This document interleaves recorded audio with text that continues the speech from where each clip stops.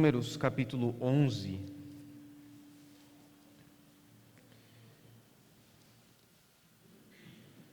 Nós faremos a leitura dos versos 16 a 30. Números 11, 16 a 30.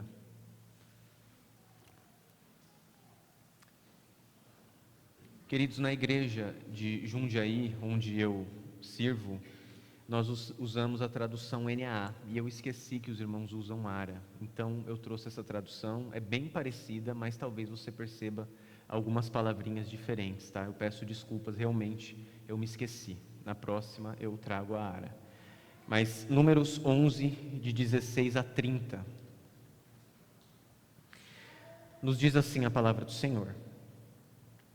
O Senhor disse a Moisés: reúna para mim 70 homens dos anciãos de Israel, que você sabe que são anciãos e superintendentes do povo, e traga-os diante da tenda do encontro para que estejam ali com você. Então descerei e ali falarei com você.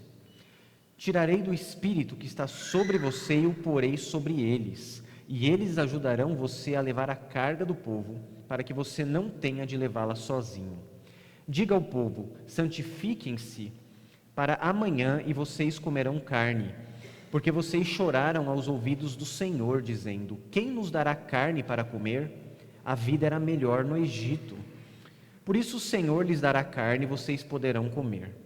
Não comerão um dia, nem 2 dias, nem 5, nem 10, nem ainda 20, mas um mês inteiro, até que saia pelo nariz, até que fiquem com nojo dela, porque vocês rejeitaram o Senhor que está no meio de vocês e choraram diante dele, dizendo: por que saímos do Egito? Moisés, porém, respondeu: este povo no meio do qual estou é de 600.000 homens em pé, e tu dizes: eu lhes darei carne e eles comerão durante um mês inteiro. Quantos rebanhos de ovelhas e de gados teríamos de matar para que tivéssemos o suficiente? Ou será que bastaria se ajuntássemos para eles todos os peixes do mar? Porém o Senhor respondeu a Moisés: será que a mão do Senhor se encurtou? Agora mesmo você verá se a minha palavra se cumprirá ou não. Moisés saiu e contou ao povo as palavras do Senhor. Ele reuniu 70 homens dos anciãos do povo e os pôs ao redor da tenda. Então o Senhor desceu na nuvem e falou com Moisés. E tirando do Espírito que estava sobre ele, o pôs sobre aqueles 70 anciãos. Quando o Espírito repousou sobre eles, profetizaram, mas isto nunca mais se repetiu. Porém 2 homens ficaram no arraial, um se chamava Eudade e o outro Medade. O Espírito repousou sobre eles, porque estavam entre os inscritos, mesmo que não tivessem ido até a tenda, e profetizavam no arraial. Então um jovem correu e anunciou a Moisés: Eudade e Medade estão profetizando no arraial. Josué, filho de Num, auxiliar de Moisés, um dos seus escolhidos, respondeu e disse: Moisés, meu senhor, ordene que parem com isso. Porém Moisés lhe disse: você está com ciúmes por mim? Eu gostaria que todo o povo do Senhor fosse profeta, que o Senhor lhes desse o seu espírito.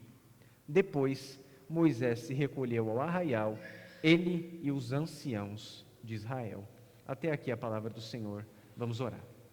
Senhor, te bendizemos por tua graça, porque te fazes presente, ó Deus, e o que te pedimos agora é que ilumines nosso coração e mente para que compreendamos, Senhor, as maravilhas da tua lei. O pedimos no nome de Jesus. Amém. Quem aí já teve um dia muito pesado no trabalho? Um dia de trabalho que valeu por uma semana inteira. Um dia de muitas tarefas, deveres a cumprir, pessoas com quem conversar, decisões a tomar.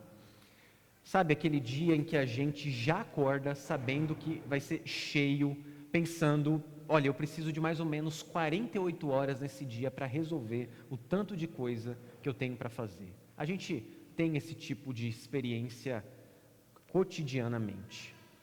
Trabalho cansa, irmãos. Às vezes nós conseguimos dar conta dele. Em outras, ele nos suga e nos deixa exaustos.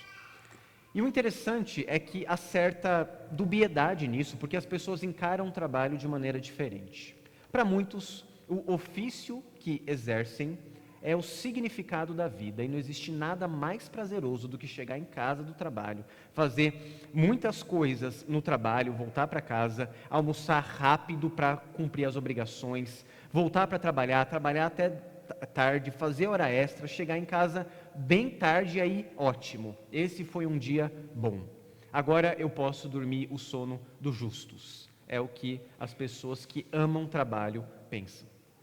Por outro lado, existem aqueles a quem o peso do trabalho é desesperador. É o tipo de pessoa que segue a filosofia do seu Madruga. Não existe trabalho ruim, ruim é ter que trabalhar. Você deve conhecer alguém assim.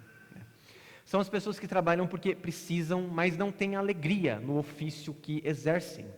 O desejo íntimo desse tipo de pessoa é não precisar trabalhar nunca mais, poder acordar tarde, fazer uma caminhada na praia às 11 da manhã, tomar café 1 da tarde, aquela vida boa de herdeiro, sabe? Há quem encare o trabalho assim, como sofrimento e necessidade. E o fato é que, apesar de ainda ser uma bênção, por causa da queda, irmãos, os nossos trabalhos têm suas dificuldades, sim. Algumas delas são sérias e nos consomem, tiram nossa paz. E veja que interessante. Há um tipo de trabalho que nos deixa cansados.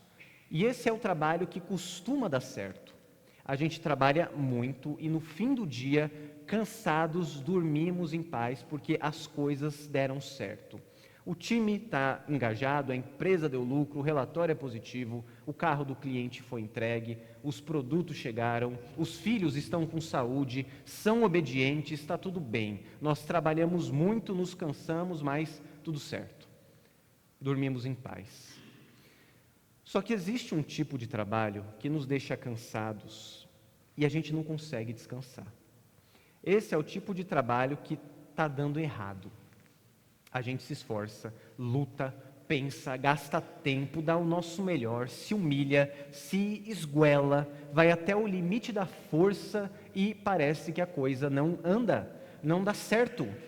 O prejuízo continua lá, o problema não é resolvido, você continua sem credibilidade, os filhos continuam dando problema, a família está desalinhada e você trabalhou e parece que está tudo na estaca zero.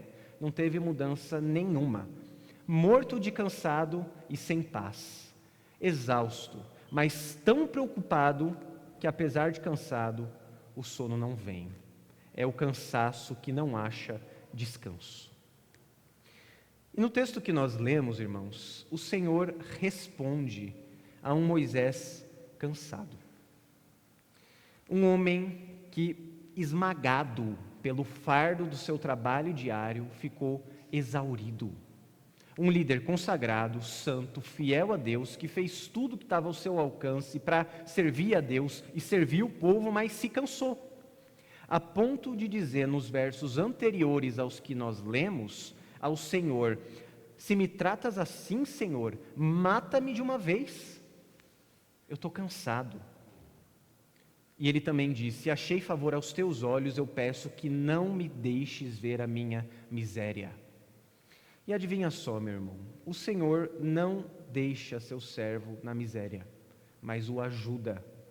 O Senhor responderá a esse pedido de Moisés, seu servo fiel e trabalhador, o ajudando providencialmente, a fim de que ele cumpra o seu chamado e não duvide daquele que o chama, o Deus Todo-Poderoso, o Deus do pacto. E o que nós veremos hoje, queridos, é essa resposta do Senhor a Moisés. E essa resposta é a ideia do sermão. Ela é muito simples, fala sobre Moisés, mas fala sobre nós e conosco. A ideia do sermão é: Deus ajuda seus servos cansados. Deus ajuda seus servos cansados. Essa resposta será vista nas 3 maneiras pelas quais o Senhor faz isso e ajuda servos cansados. A primeira maneira está nos versos 16 a 20. E essa maneira pela qual Deus ajuda seus servos cansados é enviando mais gente para trabalhar. Deus ajuda seus servos cansados enviando mais gente para trabalhar. Olhe novamente comigo os versos 16 a 20. O Senhor disse a Moisés: reúna para mim 70 homens dos anciãos de Israel, que você sabe que são anciãos e superintendentes do povo, e traga-os diante da tenda do encontro para que estejam ali com você. Então descerei e ali falarei com você. Tirarei do espírito que está sobre você e o porei sobre eles. E eles ajudarão você a levar a carga do povo, para que você não tenha de levá-lo sozinho. Diga ao povo: santifiquem-se para amanhã e vocês comerão carne, porque vocês choraram aos ouvidos do Senhor, dizendo: quem nos dará carne para comer? A vida era melhor no Egito. Por isso o Senhor lhes dará carne e vocês poderão comer. Não comerão um dia, nem 2, nem 5, nem 10, nem ainda 20, mas um mês inteiro, até que saia pelo nariz, até que fiquem com nojo dela, porque vocês rejeitaram o Senhor que está no meio de vocês, e choraram diante dele, dizendo: por que saímos do Egito? Essa cena que lemos faz parte de um episódio maior que inicia com uma reclamação intensa do povo de Israel. O Senhor se ira contra o povo, manda fogo para consumir as extremidades do arraial, mas Moisés intercede e o fogo se apaga. Mesmo assim, o povo reclama, fala mal da comida, do maná que Deus mandava sobrenaturalmente, dizendo que preferia a comida do Egito. E veja, meu irmão, isso pode parecer até uma reclamação boba. Afinal, eu acho que todo mundo aqui já teve o episódio em casa de chegar com muita vontade de comer uma coisa gostosa, procurar nos armários, não achar nada, fuçar, mas está com muita fome e precisar comer e fazer um miojo com vontade de comer um lanche de picanha, um churrasco. A gente quer comer uma coisa e tem outra e a gente fica meio insatisfeito. Parece uma reclamação comum, mas não é. Porque essa reclamação revelava profunda insatisfação do povo para com o que Deus estava fazendo, para com essa obra gloriosa. É como se o povo dissesse, reclamando do maná: nós queremos voltar para o Egito, porque a gente não gosta desse alimento que Deus nos manda e vem do céu. A gente não gosta disso, desse Deus que manda coisa sobrenatural, a gente quer a servidão. Nós não queremos esse líder Moisés que nos tirou do Egito para a gente morrer aqui. Não queremos Yahvé, queremos o Egito. E entendendo tudo isso, depois de passar por tanta coisa, Moisés desaba. Ele pergunta: por que o Senhor me fez mal? Por que o Senhor pôs sobre mim a carga de todo esse povo? Ele diz coisas duras, irmãos. Ele pergunta: Senhor, por acaso fui eu que dei a luz a esse povo para que agora eu tenha que carregar esse monte de gente no colo? Se é assim que o Senhor vai me tratar, me mata de uma vez. E bom, depois disso tudo, o Senhor responde e apresenta uma solução para Moisés que está nesses versos. A solução é: Moisés, você quer ajuda? Você terá ajuda. Primeiro, separe 70 homens dentre o povo, anciãos, e eu partilharei com eles o Espírito que está sobre você. E eles, Moisés, ajudarão você a carregar o fardo do povo.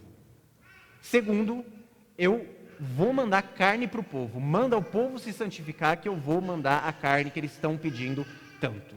Então, queridos, primeiro, vamos considerar essas duas partes da solução do Senhor, tá? Primeiro, os líderes que o Senhor manda Moisés escolher. Conforme registrado lá em Êxodo 18, Moisés já vinha sofrendo com a quantidade de trabalho que o povo demandava, a ponto de Jetro, seu sogro, aconselhá-lo a separar líderes que o ajudassem a julgar as causas do povo. Lembrem-se, irmãos, Moisés trabalhava fazendo muita coisa. Uma delas era julgar o povo com base na lei de Deus. Alguém vinha, pedia para Moisés julgar. Moisés pegava a lei, julgava, e isso tomava o dia inteiro. Era muito trabalho. Moisés segue o conselho do seu sogro, separa esses homens que são anciãos dentre o povo para ajudá-los a julgar as causas do povo, e apenas as grandes causas, os grandes problemas iriam até Moisés. Portanto, perceba, nosso texto de hoje retrata uma etapa posterior do problema que já existia lá atrás, mas que se tornou ainda maior. E nessa etapa posterior, a exaustão de Moisés não se dá apenas por julgamentos ou questões administrativas. Moisés não está cansado por ficar cumprindo burocracia. A exaustão desse homem, irmãos, é por causa da carga espiritual gigantesca que está sobre ele. Por causa da rebeldia, da desobediência e do pecado do povo. Pecado que o atingia, afinal ele era o líder daquele povo e o representava. Então Deus manda que Moisés escolha 70 homens, provavelmente escolhidos dentre aqueles já escolhidos antes, quando Jetro o aconselhou, e o Senhor explica que partilharia com eles o espírito que estava sobre Moisés. Esses líderes não são apenas juízes, são líderes espirituais. E eles são tão importantes que Números não fala sobre isso, mas o livro do Êxodo conta um episódio em que Moisés, junto a Arão, Nadab e Abiú, sobem ao Monte Sinai, junto com esses anciãos, e eles veem o Senhor. O texto diz que eles viram Deus de Israel, sob cujos pés havia como que uma pavimentação de pedra de safira, que se parecia com o céu na sua claridade. Deus não estendeu a sua mão contra os escolhidos, eles viram Deus, comeram e beberam. Isso aconteceu com esses homens. Isso é um episódio ímpar na Escritura. Nem na transfiguração algo parecido ocorre. Primeira parte da solução: 70 líderes espirituais para ajudarem Moisés. Bom, a segunda parte da solução é o Senhor mandar carne. Ele faz isso, irmãos. Veja que interessante, Deus atende sim o pedido do povo, mas ele faz isso deixando claro que seria pesaroso para os israelitas comerem o que eles queriam e que eles comeriam carne às custas da indignação do Senhor, porque isso mostrava que eles estavam rejeitando a Deus. Não seria uma refeição prazerosa, um churrasco gostoso, como eles pensaram, porque era a carne da rejeição, carne da indignação, e eles seriam obrigados a comer até sentirem nojo. Mas olhando para essa primeira parte, de modo geral, o foco da solução é o Senhor levantar mais gente para ajudar Moisés. Porque percebe, irmão, mandar carne solucionava a questão de maneira temporária. Novas reclamações viriam, e vieram. O povo se tornou cada vez pior, cada vez mais rebelde, desobediente, e reclamou cada vez mais. A carne não solucionava o problema de maneira completa. O cerne, o centro da solução é o Senhor mandar mais gente para cuidar desse povo difícil, mais gente para compartilhar as dores com Moisés e levar o fardo com ele. Isso era o modo principal como Deus ajudaria esse servo cansado, esse Moisés exausto. E a primeira coisa que eu preciso dizer, irmão, é que Deus faz isso ainda hoje. Esse texto, em primeiro momento, se aplica diretamente aos líderes do povo de Deus. Porque, veja, Deus manteve esse padrão de liderança. Havia anciãos no Antigo Testamento, há anciãos no Novo Testamento, nos tempos de Jesus e na igreja também. Presbíteros, anciãos, pessoas que vão à frente, lideram, cuidam do bem-estar espiritual do povo e são pastores do povo de Deus, do rebanho do Senhor. Mas esse texto se aplica não apenas a líderes, mas a todos que trabalham na igreja. A todos aqueles, a todos nós, crentes, que trabalham na seara do Senhor, todos cansados, sobrecarregados, exaustos por carregarem fardos pesados. E mesmo tendo a sensação de levar o mundo nas costas, escutam reclamações, são desacreditados, se sentem sozinhos. Meus queridos pastores, presbíteros, seminaristas, diáconos, presidentes de sociedades internas e qualquer um que exerça a liderança ou trabalhe em alguma área da igreja, desde o ensino à música, desde a SAF até a UCP. Meu querido, Deus se importa com você e te ajuda. E o primeiro modo pelo qual Ele ajuda você é levantando pessoas para ajudarem você e partilharem o fardo, repartirem o fardo de trabalho.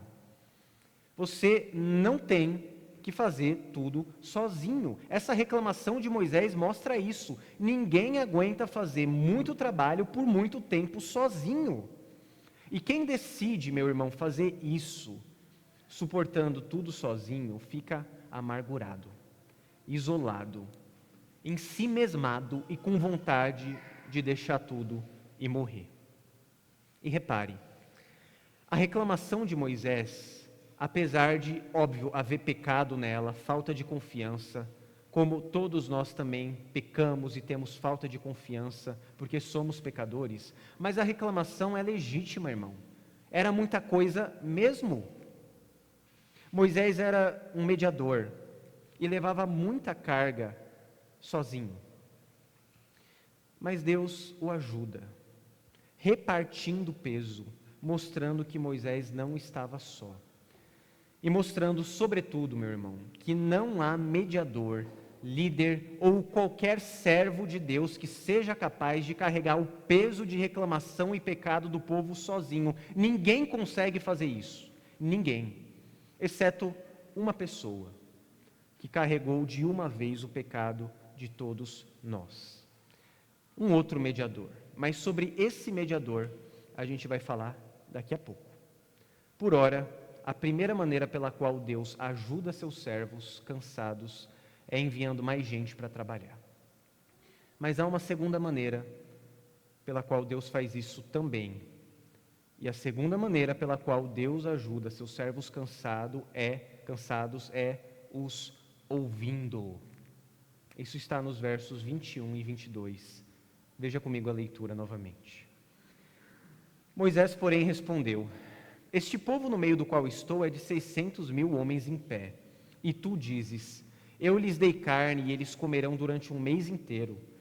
Quantos rebanhos de ovelhas e de gado teríamos de matar para que tivessem o suficiente? Ou será que bastaria se ajuntássemos para eles todos os peixes do mar? Até aqui. Não são poucos, irmãos, os homens santos e mulheres santas de Deus que, a certa altura, duvidam do poder do Senhor para ajudá-los em situações críticas. É claro que quem conhece a Bíblia já espera que nações pagãs duvidem de Yahvé, de Jeová. Quem conhece a Bíblia já espera que as multidões duvidem e rejeitem o Senhor. E quem conhece bem a Bíblia já espera que até o povo de Deus rejeite a Deus em algumas ocasiões na história. Mas e quando os grandes líderes parecem vacilar? Os mais santos e corretos, quando eles têm dúvidas, o que é que resta para a gente? E é precisamente esse o caso de Moisés. Diante de uma multidão faminta, carente, doente, rebelde, o grande Moisés, queridos, o homem mais íntimo do Senhor que já havia pisado na terra, recebe a palavra do Senhor, dizendo: Eu vou alimentar esse povo, Moisés, e duvida, perguntando: Senhor, são 600.000 homens. Como o Senhor vai dar carne para eles durante um mês? Como o Senhor vai fazer isso? Quem gosta de fazer churrasco, compreende um pouco o cálculo presente aqui na dúvida. Bom, 300 gramas de carne para cada um, 400. Não tem pão diário na época, vinagrete, nada disso, só carne. Então, vamos fazer uma multiplicação. 600.000 homens, fora mulheres e crianças, provavelmente, meio quilo de carne para cada, porque não tem outra coisa, para durar o dia inteiro, vezes um mês, Senhor, não dá, né? Quantos rebanhos a gente vai ter que matar? E a gente, se pescar o mar inteiro, não vai dar. Vai faltar. É muita coisa. Mas Moisés duvida principalmente porque Deus o manda dizer às pessoas que elas comeriam carne, irmãos. E se não houvesse carne suficiente? Moisés erraria e seria envergonhado? Veja o problema desse homem. Mas a dúvida e o medo de Moisés não são apenas dele. Porque a gente pode pegar essa dúvida, avançar uns 1.300 anos na história, e até o Evangelho de João, no capítulo 6, e lermos que os discípulos mais íntimos de Jesus, diante de uma multidão de 5.000 homens, ouviram uma ordem de Jesus: vamos alimentar essa multidão. E Filipe, discípulo do Senhor, diz as mesmas palavras de Moisés: mas de uma maneira diferente, mas em essência as mesmas palavras. Ele diz: Senhor, comprar 200 moedas de prata de pão não seriam suficientes para que cada um recebesse um pedaço. Como que a gente vai dar de comida para todo mundo? Dúvida, preocupação, medo de ser envergonhado, exaustão, cansaço. Em certo período no serviço do Senhor, meus irmãos, todos nós passamos por momentos de aflição e dúvida. Veja, a Bíblia nos manda sim confiar no Senhor, não nos preocuparmos, não termos medo do dia de amanhã, porque basta cada dia seu próprio mal, mas ainda há pecado em nós, como havia em nossos irmãos Moisés e Filipe, e mesmo ouvindo sermões, domingo após domingo, e ouvindo a palavra do Senhor dominicalmente, e às vezes semanalmente, por meio de pregações da internet, e podcasts e aulas, ainda assim a gente pode ficar confuso e se perguntar: será que Deus ainda sustenta multidões de 600 mil ou 5 mil? Será? Tá bom, eu creio que Ele sustenta, mas será que isso importa mesmo? Vale a pena insistir, trabalhar para esse povo, sofrer? Eu não sei se eu quero mais continuar crendo. Eu creio, mas eu não sei se eu quero insistir, continuar trabalhando, sofrendo, indo à frente, porque isso significa continuar servindo. E eu estou cansado, eu não estou aguentando mais. Nesse momento, antes que o Senhor responda novamente, há uma pausa no texto hebraico. Antes do verso 23, irmãos, há um sinal que fecha um parágrafo, que para mim é providencial e maravilhoso para quem gosta de ler a Bíblia e ler no idioma hebraico, porque ressalta algo muito importante sobre Deus agir na nossa vida que às vezes a gente esquece. Tem uma pausa antes da resposta. Por quê? Porque antes de Deus responder nossas dúvidas e orações, irmãos, o Senhor nos ajuda quando Ele nos ouve, quando Ele nos escuta. E nós erramos muito, queridos, pensando que a ajuda que nos está disponível no Senhor só começa quando Ele responde. Ela começa antes, quando Ele ouve, quando o Deus Todo-Poderoso, que já decretou todas as coisas por sua sabedoria insondável e fez tudo isso para a sua glória, decidiu que nos ouviria, mesmo quando nós fizéssemos orações cheias de cansaço, dúvida e dor. Começa aí a nossa ajuda. Não quando Ele põe a mão e age, mas quando a gente fala e Ele escuta, e inclina o ouvido para nos escutar. E Ele decidiu fazer isso, irmãos, não porque Ele muda quando nós oramos, não porque Ele seja alterado, mas porque nós mudamos. E quando a gente ora, sobre nós atua o Espírito Santo, nos ajuda a orar como convém, e nós somos conformados à semelhança do Senhor, de glória em glória. Deus sempre ouve seus filhos, irmãos.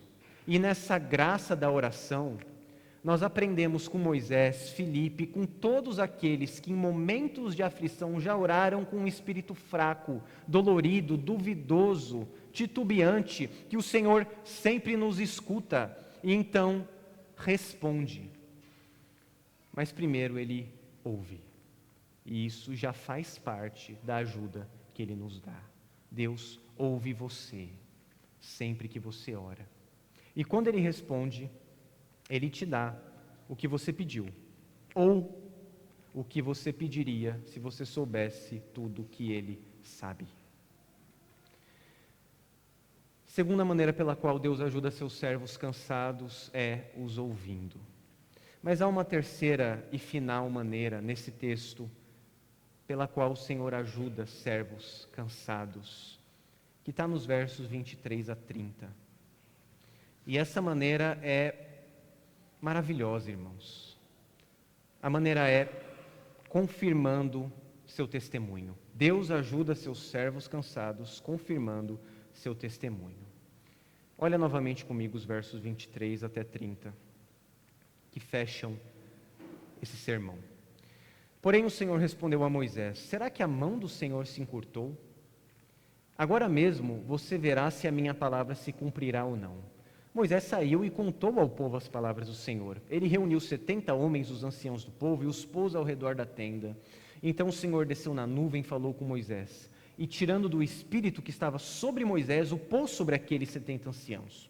Quando o Espírito repousou sobre eles, profetizaram. Mas isto nunca mais se repetiu.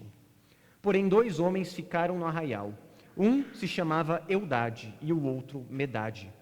O Espírito repousou sobre eles, porque estavam entre os inscritos, mesmo que não estivessem ido à tenda, e profetizavam no arraial. Então um jovem correu e anunciou a Moisés: Eudade e Medade estão profetizando no arraial. Josué, filho de Num, auxiliar de Moisés, um dos seus escolhidos, respondeu e disse: Moisés, meu senhor, ordene que parem com isso. Porém Moisés lhe disse: você está com ciúmes por mim? Eu gostaria que todo o povo do Senhor fosse profeta, que o Senhor lhes desse o seu espírito. Depois, Moisés se recolheu ao arraial, ele e os anciãos de Israel. O Senhor responde Moisés. E essa resposta é no seguinte sentido, irmãos. Eu ouvi você, Moisés. Não duvide de mim. Será que você acha que a minha mão ficou curta a ponto de não chegar mais em você? Moisés, faz o que eu estou mandando, eu vou cumprir minha palavra. E é como quase se o Senhor dissesse: homem de pequena fé, por que duvidaste? E como todo servo fiel, irmãos, mesmo cansado, ferido, maltratado, exausto e cheio de dúvidas, Moisés obedece. Ele dá testemunho do Senhor, fala ao povo sobre os anciãos que seriam separados e receberiam o Espírito, e fala sobre a carne que o Senhor mandaria, saciando a reclamação daquele povo duro e difícil. E ele mesmo vai, separa os 70 anciãos, os coloca ao redor da tenda, que muito provavelmente aqui é o tabernáculo, por conta da disposição do arraial, e aí o Senhor desce na nuvem, fala com Moisés, reparte o seu espírito com os 70, e eles começam a profetizar. Isso é uma confirmação. Deus ratifica que havia sim chamado, capacitado e colocado Moisés como líder do povo. Deus mandou Moisés sim. Ele ratifica isso com esse acontecimento. Confirma as palavras que Moisés anunciou e, diante de todos, confirma o testemunho de Moisés de que agora o Espírito estava sobre os anciãos e que eles também ajudariam o povo ajudariam Moisés a liderar aquele povo, a caminhar com aquele povo, a carregar o peso de todas aquelas pessoas insatisfeitas. E assim como em outras partes da Bíblia, a evidência da vinda do Espírito é que aqueles homens profetizam. Se você for no livro, por exemplo, de 1 Samuel, acontece algo igual, muito parecido com Saul. O Senhor manda seu Espírito que se apossa de Saul, e Saul profetiza. E isso confirma o chamado, ratifica que o Senhor estava presente ali, confirmando que chamou aquela pessoa, ungiu aquela pessoa, separou e mandou aquela pessoa. Mas percebam que depois dessa profecia que todos fazem, que todos falam, eles não profetizam mais. Esse tipo de profecia que acontece aqui, irmãos, não significa que aqueles homens assumiram um ofício profético, mas sim que eles receberam o Espírito, e isso era para ser um testemunho público para todo mundo. Eles agora são líderes. Obedeçam, respeitam e sigam esses homens, porque o Espírito que está sobre Moisés também está sobre eles. E o testemunho do servo Moisés é confirmado pelo Senhor. O povo vê, ouve e por causa disso sabe que o Senhor também mandaria carne, e sabe que o Senhor também estava indignado e que aquele comportamento era pecaminoso. E mais uma vez, o povo olha para Moisés e percebe: esse homem, apesar de falho, está guiando a gente, trabalhando pela gente e conduzindo a gente. E algo importante aqui, irmão, porque para pensar, por um momento, na vida de Moisés. Faça esse exercício. Ele foi arrancado do Egito, chamado para uma obra enorme. Obedeceu a Deus e esteve o tempo todo na linha de frente. Quantas funções Moisés não exerceu liderando esse povo? Diplomata, líder militar, legislador, burocrata, juiz, sacerdote, tudo, profeta. Moisés sempre cortou na própria pele. Ele vai e ameaça Faraó do Egito, Faraó que podia matá-lo, e ele vai obedecendo a Deus e o faz. Ele manda o povo entrar em um mar fechado, e ele vai na frente e o mar se abre. Sobe um monte fumegante que ninguém tinha coragem nem de olhar, e Moisés estava lá. Sempre abrindo caminho, entrando na batalha onde mais o fogo inflama, como dizia o antigo hino. Isso é muito difícil, irmão. Ser a pessoa-chave, a quem todo mundo sempre recorre quando o problema aparece, parece uma vida meio ingrata. Não sei para vocês, para mim parece um pouco. Por que não desistir, ceder ao cansaço e tirar umas férias, um ano sabático? Por que não? O ponto é que Moisés tinha uma coisa que o impedia de fazê-lo: a palavra do Senhor. O testemunho do Senhor. A mensagem que ele carregava. Queridos, a mensagem que esse homem carregava era muito maior do que ele. E precisava ser anunciada a qualquer custo. O testemunho poderoso de um Deus que escolheu um povo para si, tirou esse povo com mão forte do cativeiro e sobrenaturalmente o alimentou no meio do deserto, prometeu levar esse povo a uma terra que mana leite e mel, e estava cumprindo isso. Esse testemunho era mais importante do que a vida de Moisés, do que a existência e o cansaço dele. Ele não podia negá-lo, ele era incapaz de negar o poder da mensagem que ele carregava. Ele não podia parar de trabalhar em favor da mensagem mais importante que existe. Não dava para abandonar isso. E a gente também não consegue. Nós, servos de Deus, cansados, abatidos, machucados da batalha, nós damos testemunho de algo muito maior do que nós. É por isso que nossas cicatrizes e machucados que conseguimos no trabalho do Senhor não são nada mais do que glória para nós, porque embora o nosso corpo exterior se corrompa, o interior está intacto, porque nós carregamos algo maior do que nós, mais poderoso do que nós, mais importante do que nós. A mensagem que carregamos é maior do que a nossa vida. O Senhor, queridos, que nós anunciamos, nos arrancou com mão forte do cativeiro da nossa rebelião, do nosso auto-engano. Esse Deus nos alimenta nessa vida que se passa na secura desse deserto de maldade humana, que é o mundo que vivemos, e nossas dores particulares, sofrimentos particulares, medos e dores e angústias, mas esse mesmo Deus está nos conduzindo a uma morada eterna, uma terra que mana leite e mel, um lugar no qual nós habitaremos com Ele. E mais ainda, repare que Moisés nunca fez nada com o poder do seu próprio braço, e nem esses 70 anciãos fariam. Quem conduziria Moisés, os anciãos, o povo, e sempre fará isso, é o Espírito que estava sobre eles. Deus estava aqui testificando não sobre o poder de Moisés, mas sobre o seu próprio poder. Porque mesmo Moisés havia acabado de duvidar do Senhor, irmãos. Ele próprio havia ficado preocupado. Mas perceba, a dúvida do servo de Deus cansado não é suficiente para que Deus quebre sua promessa, porque se nós formos infiéis, o Senhor permanece fiel, porque Ele não pode negar-se a si mesmo.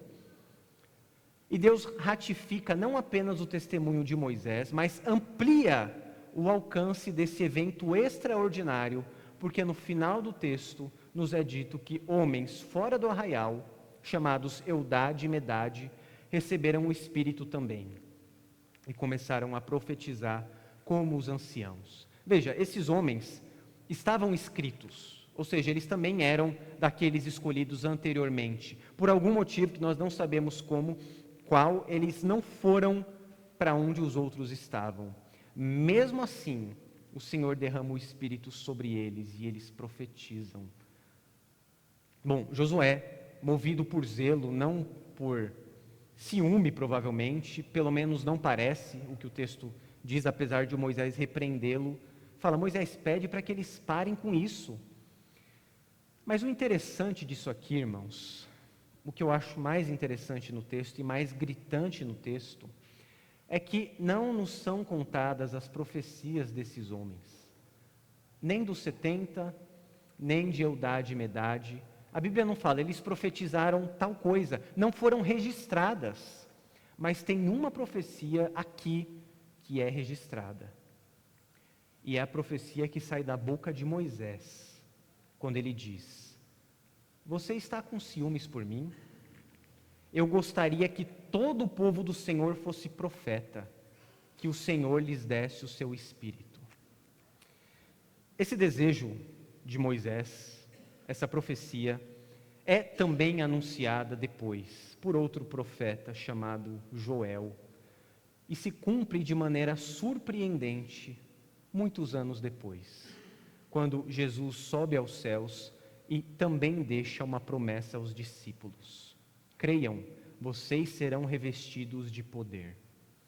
E eles, irmãos, duvidosos, preocupados e com medo do que seria o futuro, reunidos no cenáculo durante a festa de Pentecostes, escutam um som como de vento impetuoso e veemente e recebem o mesmo Espírito que estava sobre Moisés, os 70 anciãos e sobre todo o povo de Deus que caminha com ele. Esse Espírito se apossa deles e eles testemunham poderosamente sobre Jesus, alcançando pessoas de dentro e de fora do arraial, desde Jerusalém até os confins da terra. Mas vamos terminar, irmãos, porque no fim das contas, eu quero que você grave isso. A gente pode constatar que é difícil mesmo suportar o peso do pecado do povo. Muito, impossível, na verdade. É difícil, meu irmão, trabalhar até o fim e ainda continuar trabalhando. É difícil ser rejeitado pelo seu próprio povo, por quem você fez tanto. Isso dói, machuca. Fala a verdade, é difícil ser humilhado no lugar dos outros, não é? Ser machucado no lugar de outros que merecem e recorrer só ao Senhor, confiando totalmente nele, jamais sendo injusto com ninguém. Você não acha que isso é difícil, complicado? Mas de quem é que eu estou falando, queridos? De você, de mim, dos anciãos, de Moisés, dos discípulos? Porque nenhum de nós jamais fez essas coisas de maneira plena, irmãos. A verdade é que a gente não passa nem perto de fazer grandes coisas como nós pensamos que fazemos. Meu irmão, você não suporta o peso do pecado de ninguém. Você não leva e não tem poder para levar ninguém nas costas, porque você não é justo para sofrer no lugar de ninguém. Essa narrativa, essa história, não é uma história cuja solução esteja em Moisés, nos anciãos ou em nós. Deus nos ajuda quando estamos cansados, sim, mandando mais gente, nos ouvindo, confirmando o nosso testemunho, mas Ele faz tudo isso não porque precisa que nós trabalhemos, Ele faz isso porque nós precisamos trabalhar para Ele, porque isso é a melhor coisa que a gente pode fazer. E é aí que a gente descobre que Moisés nunca esteve sozinho, e nós também nunca estaremos. Porque nós trabalhamos no nome de alguém. E esse alguém também trabalha por nós. Jesus, irmãos, aquele que de fato carregou em si mesmo o pecado do povo, trabalha por nós. o único que, erguido entre céus e terra, pôde exclamar: Pai, perdoa-lhes porque não sabem o que fazem. Jesus, o único que pode dizer: meu Pai trabalha até hoje e eu trabalho também, nos ajuda. Nossa ajuda está nele, em Jesus, nossa força é ele, Jesus. O Espírito que nos capacita procede de Jesus e é ao redor do nome de Jesus que nós nos reunimos, é sobre ele que nós testemunhamos e por isso, e só por isso, o Senhor confirma nosso testemunho, porque o que nós falamos testifica de Jesus e o próprio Jesus testifica de si usando nossa boca. Portanto, meu irmão, se você é um servo cansado, vá a Jesus. Se o fardo está pesado, recorra a Ele, porque o fardo dele é leve. Se você precisa de ajuda, vá a Cristo, porque só Ele restaura a força dos seus servos, os fortalece e lhes dá novo ânimo para o trabalho. Jesus sempre está disposto a ajudar servos fiéis, cansados, machucados e com dúvidas, irmãos. Permaneça sempre firme nele e continue trabalhando, porque se você está em Jesus, o Senhor é contigo até o fim. Vamos orar, irmãos? Senhor, ajuda-nos, ó Deus. Nós falhamos, pecamos, erramos, duvidamos, nos machucamos no serviço a Ti, nos machucamos pelo nosso próprio pecado, pelo pecado de outros, mas nada disso justifica, Senhor. Nós queremos abandonar, nós pedirmos para morrer, desistirmos do Teu serviço, porque estar aqui é a melhor coisa e o melhor lugar onde nós podemos estar. Fortaleça nossa fé, conceda-nos força, vigor para permanecermos em Ti e ajuda-nos a olharmos para Jesus, caminhando sempre com Ele, no nome dEle. Trabalhe em nós, para que sejamos mais conformes à imagem dEle, o Senhor Jesus, que trabalha, Senhor, em nós e nos aperfeiçoa e santifica para o louvor da Tua glória. É o que Te pedimos e agradecemos, no nome dEle, Jesus, o nosso Senhor. Amém. Deus abençoe, queridos.